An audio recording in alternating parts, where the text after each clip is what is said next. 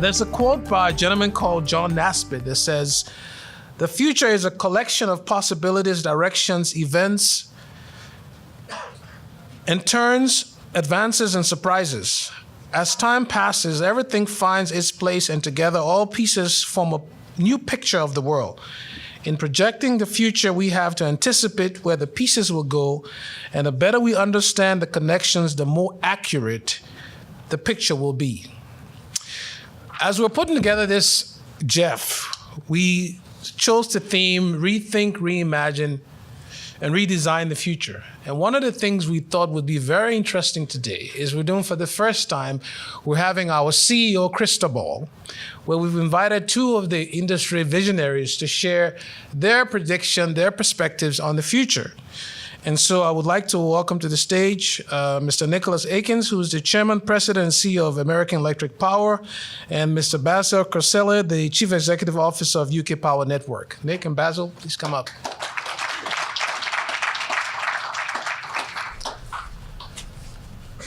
Now, as you can see in front of Nick and Basil, there is a crystal that is rotating.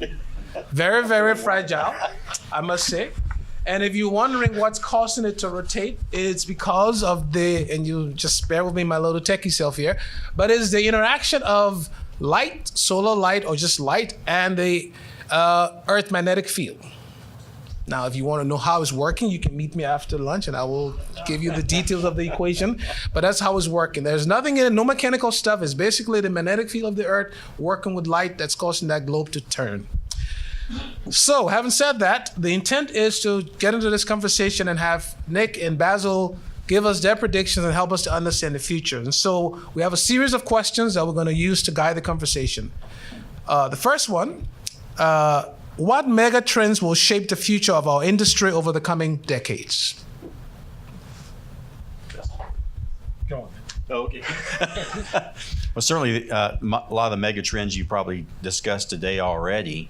But I think there's a lot of societal changes that are occurring that are going to impact our ability to really communicate with our customers, but also the technology aspects of what's going on. Technology is certainly changing from a dramatic standpoint. Matter of fact, I look at the history of the industry, and you look at the days, at least in our country, where you couldn't use natural gas, you couldn't use other forms for various reasons, nuclear after 3 Mile Island and so forth.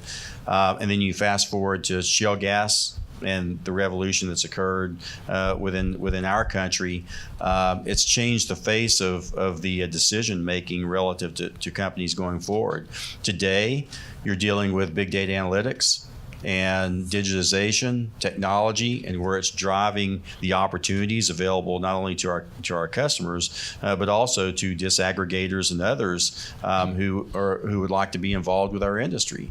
And so, as you look forward, the social construct of what's going on within not only the U.S. but around the world, we have some very dramatic issues to deal with, and that is, we don't want to wind up with a two-class energy system in many respects. And to me, that's a very reason why the utility exists, is to ensure that everyone can benefit regardless of income level, regardless of status in life or anything like that, to be able to benefit from the things that we continue to enjoy, like moving to a clean energy economy, certainly moving to opportunities where customers can interact in various ways with the integrated grid. Those are clear opportunities that we have to provide scope and scale and to be able to advance forward from a societal standpoint. And when you think about some of the things that we're dealing with, like the urbanization of our populations, continues to urbanize in many ways. We're leaving the rural areas behind in many respects. I think electrification is going to be one of those key areas that bring people back together. And we have the opportunity to really be a part of that fabric of the society continuing to flourish in many ways. We have to make sure, though, the policy-making objectives match up to that in the future as well. I really think that these trends that are occurring, urbanization, certainly the two-class systems that are developing from an economic standpoint, those are going to be real issues that we're going to have to deal with going forward to ensure that the product that we deliver is accessible to everyone, and certainly that would be my at least starter set. Yeah, I think the problem with going second is you tend to say, I agree with most of what Nick has already said, but let me try and add to that. I think if you describe our industry, you'll be talking about decarbonisation, decentralisation, and digitisation and everything else that goes with that. But the important thing, I think, and the previous panel touched on it, is customer expectations. We are light years away, I think, in trying to understand our customers' expectations are changing. If you look at what's happening, customers operate in real time these days. They want information in real time, but we're still, in some areas, waiting for the customer to call us to tell us the power's off, and we're responsible at UK Power Networks for the poles and wires, and yet in some cases we don't know when the power's off. Now, to most customers, that is a surprise. So how are we going to get to the stage where we are proactively communicating to the customers and not waiting for the customers to communicate? So urbanisation, climate change, all of those are going to, the changes, demographic changes that are taking place are going to impact on our industry. But I think the biggest one is the one relating to sort of customer expectations, and how are we going to proactively manage that so that we are not leaving part of the community behind. We talk about smart grids, we talk about competition, but some customers, some vulnerable customers, for example, don't want to participate in a market necessarily. So what are we going to do? Are they going to be left behind, or are we going to proactively engage with those customers to understand what is it that their requirements are and how we're going to deliver it on it? Because if we don't, we will continue to have this problem that, and I heard earlier on in one of the panels today how valuable electricity is. But you're talking to the converted here. We all think electricity is priceless, is valuable. Do our customers that we serve think that electricity is valuable? I'm not so sure, because I don't think in most cases they do. They think it should be there, they take it for granted, but they don't think it's precious, I think the description was. So they're the changes that I think will determine the way our industry is going to be looked at over the next 10, 20, 30 years. So, excuse me. So thanks. So before we go too far in the future, we can always learn from the past, right? And so looking back over the last decade, what were some of the past successes or failures that we can learn from as we go forward? Any reflections on the past to help us go forward? Are you going by age here? Do you think? It's interesting. I think never believe that change cannot happen.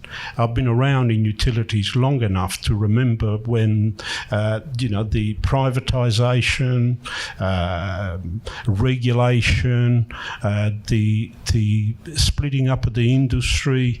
My career was actually built on the fact that people my age at the time, 30 years ago, were of the view that it can't possibly, a disaggregated industry cannot possibly work. The power will go off, and then the government will understand what they've done, and the result will be that the industry will be put back together again.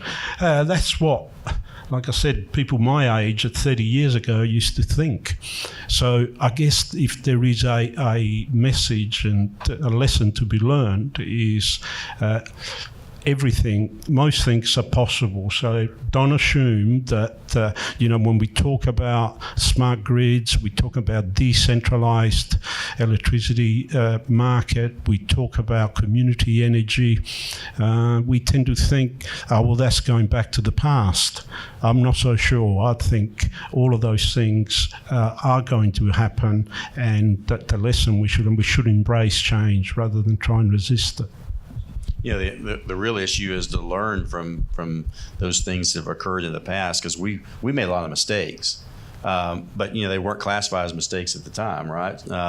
We were probably one of the largest coal-fired generators in our hemisphere for a long period of time, and every capital decision was made on keeping a coal unit running. And it didn't matter what the economics were, because natural gas wasn't going to be there. Well, that turned out not to be right. And certainly nuclear was too expensive to build, so coal moved that direction. Well, things change. And actually, there's another view that's changed too, because I came from a system operations background, and it was generation, transmission, distribution, focused on delivering to the customer in that kind of way. When you saw what was happening in Europe, from our perspective, in Germany in particular, with the renewable advent being brought in there, the percentage of renewables that were being added, the impact it had on the system, how many incursions had to occur to really bring the system back into check because of the intermittency of that. And I calculated one time, I think it was 1 year in 2010 or something, it was 11 or maybe 18%. I forgot what it was, but somewhere in that range. And so that was my idea that okay, as far as anyone could take it was up to 18% on renewables. But it was based on a fact set that was historical versus where things were going. What I totally missed was that the aggregation of data through big data analytics, the ability to analyze the system and analyze the grid in multiple different ways beyond a traditional EMS system. It just brought in a whole new gamut of opportunities there. And not only that, I learned from some of the technology pilots that we've done, the customers themselves provide substantial value through the aggregation of their data. We were involved with one technology. It was in some of the big box stores. It was aggregating their usage and providing capacity value out of that, but is also utilizing the psychology of customers, where you just drop the lighting by 60%, and I actually observed someone shopping, and they never batted an eye. Never even looked up, kept shopping, didn't even know 60% of the lighting had come down. You can only do that for so long in the number of times, but just think about how if you aggregated that across multiple establishments, that would provide capacity value. Now, the person who was shopping probably thought I was stalking them or something, but nevertheless, it was a lesson that said there is value in the aggregation, optimization, and efficiency of integration of the grid with the dynamics of customer usage itself. And that's a whole nother framework of what we would historically call capacity value. And so that says, if you aggregate all that, and if you asked about a vision of the future, it's almost like that movie Avatar. I don't know how many internationally saw the movie Avatar, but there's this tree of life that has a bunch of lights coming from it, and all the interconnected ecosystem and organisms are attached to it in some way from an informational standpoint. That looked to me like the grid of the future. Because there's no question that the aggregation of all that will provide substantial value that we can't even fathom at this point. And so I think it's probably one of the big challenges that we face. We don't know what that future is exactly going to be. But when you look at those kinds of issues and you picture, whether it's a box in someone's home that provides all their energy usage, those kinds of testing of the thinking makes you go back and think about the investment you make, the capital allocation you make with your companies, the focus that you have from a skills standpoint. It just reverberates through multiple levels in terms of making sure that we're prepared for the future. It's just amazing where things are going today. So that, you want to say something? Yeah, it's interesting in preparing for the future. When I look at UK Power Networks, we think we're in a reasonable place today in terms of these sort of traditional measures, and I briefly talked about that yesterday in terms of safety, customer service, reliability, etc., etc. But the challenge that we've given our engineers mainly, but the organisation as a whole, to start preparing for the future. We've said, okay, let's assume that in 10 years' time, 2025 odd, we will have 2 million generators connected to our network. Today, we've got about 200,000 generators. 10 years ago, we had 20 generators connected to our network. Let's assume we've got 4 million EVs, electric vehicles, connected to our network. Let's assume we've got 2 million, and overall we've got about 8.2 million customers that we serve. So let's assume we've got 2 million battery storage facilities connected to the network. That we have smart meters. What else? We have 10 million devices connected to appliances on the customer side of the meter as well as our side of the meter. What would UK Power Networks look like then? What would you do? And at the same time, how would you manage that without, at the extreme, spending any money in putting additional capacity in the ground? Let's assume you add 1,000 smart grids and 1,000 community energy type enterprises. You start then getting to question the existing model, and if we sit on our hands, you could have a situation where there's one customer expected to pay for the whole network, which clearly means that your business, our business, has ended up a bit like Kodak. You're going to be out of business. So where are the other revenue streams are going to come from? And you're never going to get it right, but unless the organisation starts thinking about what the future could look like, we're going to be found wanting in terms of responding to the changes that are taking place. So great. So both you and Nick have given me, you sort of pushed me to my questions because of the responses. So let me build on what you said, Basil, and ask a question to you and Nick. So a lot of discussion about digitalization, how it's going to be key, right? So when we look, and I really want to ask you to look 10, 20, 30 years if you can, right? So how will a digital company, electric company look like in the year 2030 or 2050 from your perspective? How do you think it's going to look like? At my age, it's a bit of a worry looking out 30 years. But let me have a go. I think a lot of it I just touched on, and you talk about digitalisation. Just imagine if we had some sort of control on the customer side of the meter, but importantly, that's not suggesting that the customers would relinquish absolute choice of what they do. The customer will always have, and I think no customer base will ever accept an electricity company or anybody to control their lives.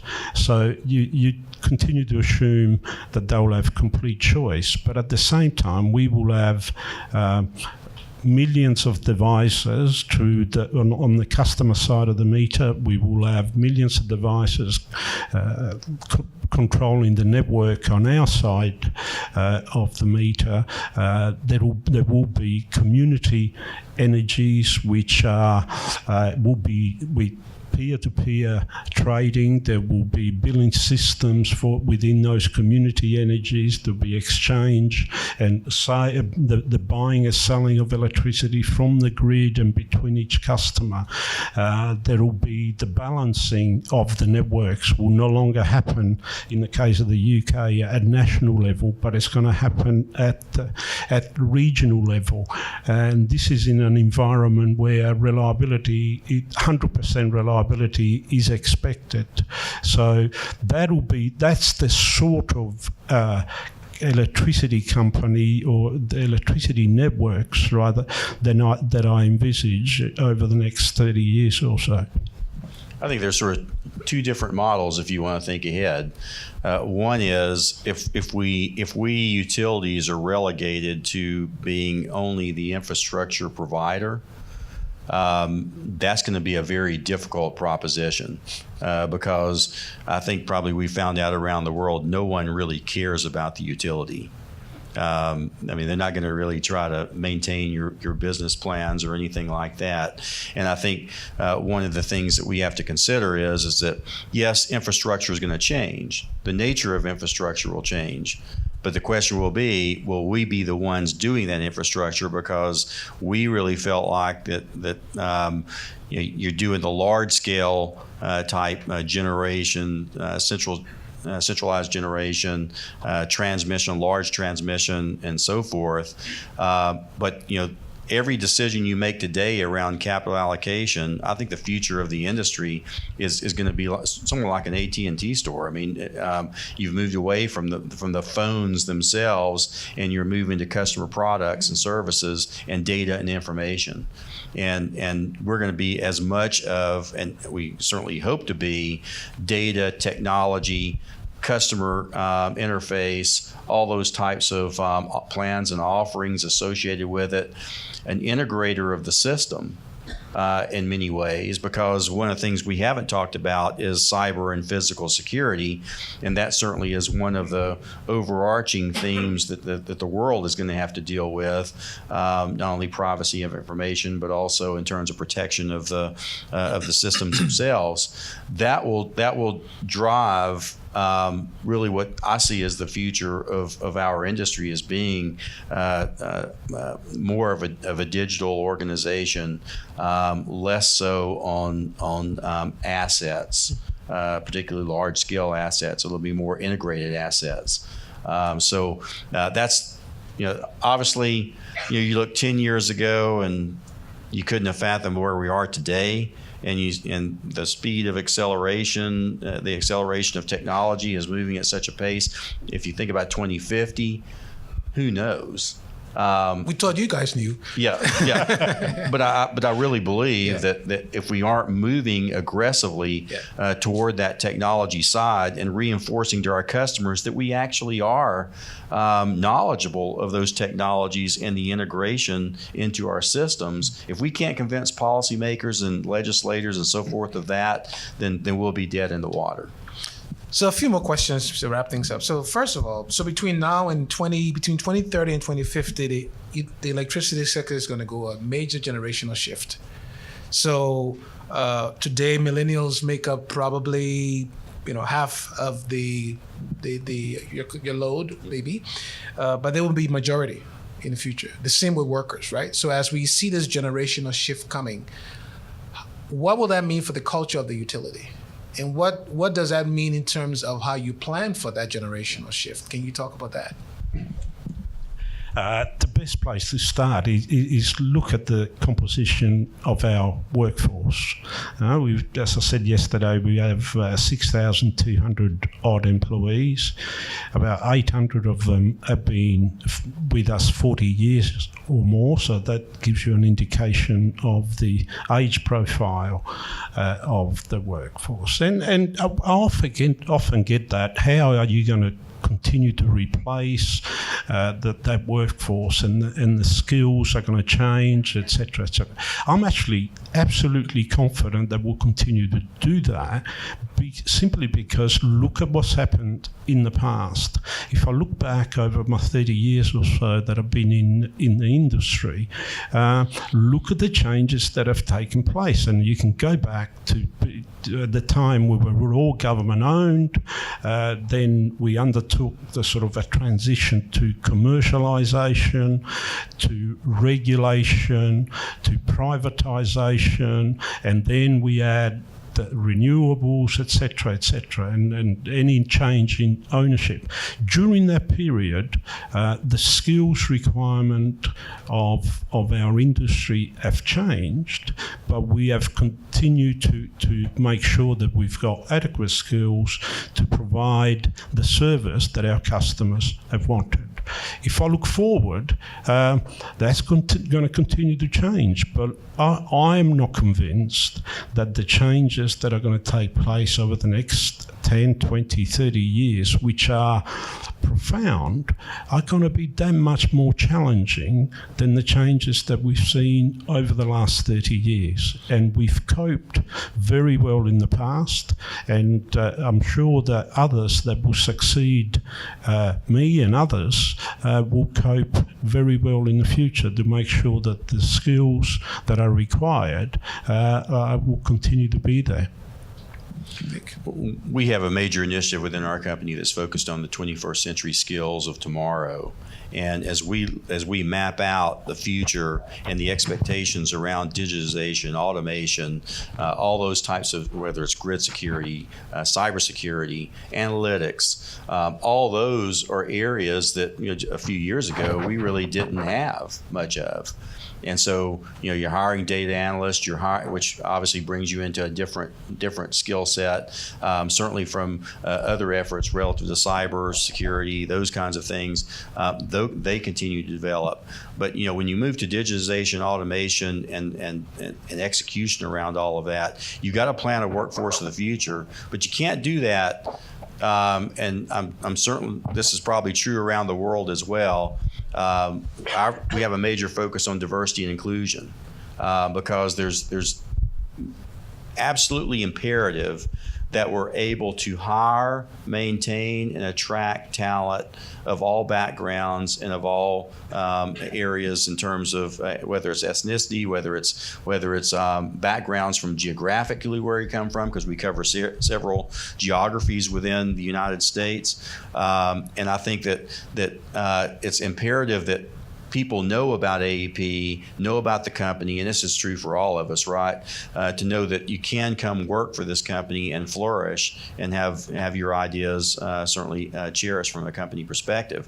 And that's key for the future, because the demographics of the workforce are changing dramatically, first of all. Secondly, the skill set requirements are changing dramatically, and we have to make sure we map those skill sets to what we feel like we're going to need tomorrow. Some of them we won't be. And that really takes advantage of getting out to universities, getting out to trade schools and so forth, to ensure that the message is known that this is not the staid industry that many assume it is. I mean, a lot of times we have employees, I didn't know you did that. I didn't know you had so much focus on analytics, so much focus on cyber, all those kinds of things. And really, when you think about it, this industry is moving so broadly in that type of direction that we have to be branding ourselves in terms of the ability for us to understand technology, understand how it's implemented, how it's executed within the framework of our integrated grid, and ensure that that message is become more known. And certainly we've made some progress in that, but we have a long way to go. But in the future, I think it's going to be even more instrumental. So we have two more questions. And the first one is, it's actually a simple question, I would say. But so what concerns and excites you most about this industry now and looking into the future? What concerns you and excites you the most? Maybe Nick can go I'd first. say two things. One is I think technology is moving much more quickly than the regulatory and legislative process.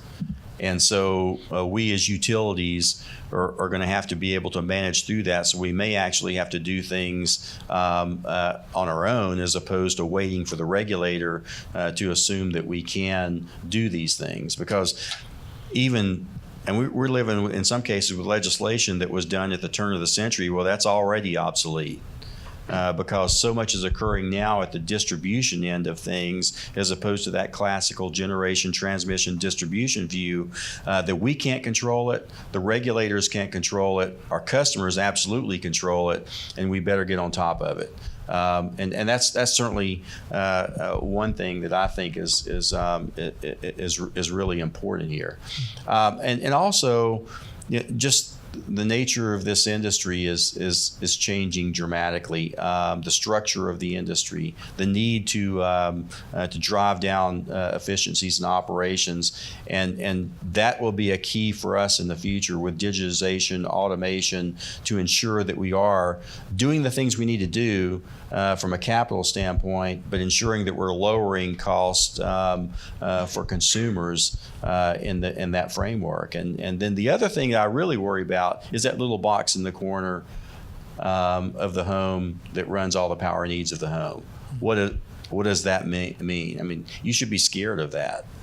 Scared enough to where you sort of get the whole organization off its laurels to focus on what it takes for us to get to point A to point B and still be relevant to our customers. Okay. Basil? I often hear the description that what we should be aiming for is decarbonising electricity, take carbon out of electricity and then put electricity into everything. And if you accept that, then, and I do, I think what concerns me is whether we'll be able to just imagine if electricity was into everything, even more so than there is today. My concern will be keeping up with customer expectations in that process. What excites me, on the other hand, that this is I talked about the changes earlier on, but this is a great time to be involved in the industry and for a young person. And that's what, again, we talked about a bit briefly yesterday, how the industry communicates the changes that are taking place and how exciting it will be, whether it will be an engineer, an accountant, an economist, to actually join the industry today and then look forward. That's how we expect it to change over the next 30 years or so. So both of you have a huge responsibility keeping the lights on for millions and millions of people. But you also need some downtime to relax. At least we hope you do. So when you're relaxing, assuming both of you like to read, so what are some of the books you're currently reading that you think some of us should read? I'm not. I'll tell you what I'm reading, and you're going to laugh at this because it's the Short History of England, 1946 to 2016. And you think, why would an Aussie waste his time reading that? Let me try and explain. I've always been intrigued, and 2016 is when the UK voted to get out of Europe, Brexit. And I was just intrigued, and I've dealt over my life in sort of international type economics in football, which, believe me, is international politics. And it intrigues me as to why the UK, since the European economic market was actually formed, has never been a comfortable participant in Europe. And here we are in 2016, when the vote in 2019, we still don't know what we want. So I was intrigued in reading that. At the same time, I'm a sporting buff, and not many people would know what cricket's about. Here I'm actually reading a cricket book about the Australian demise after cheating, playing against... That's just the first time you're cool. No, we just follow the English and the New Zealanders. But so there you go. That's what I'm reading. All right, Dick, what about you? You know, I read several business books just for particular interests, so it's not one in particular. That aside, that's pretty boring stuff. I mean, I'm a rock drummer in a couple of bands on the board of the Rock and Roll Hall of Fame. So I spend a lot of time reading books about what's happening backstage on concert tours and things like that, which is also always fascinating reading, by the way. And that's really what I do, because if I'm reading a book, I want to read something that is sort of relaxing in a way, as opposed to focusing on the job all the time. So that's what I do. Well, look, this has been great, and we really thank both of you. Please join me in thanking Nick and Basil.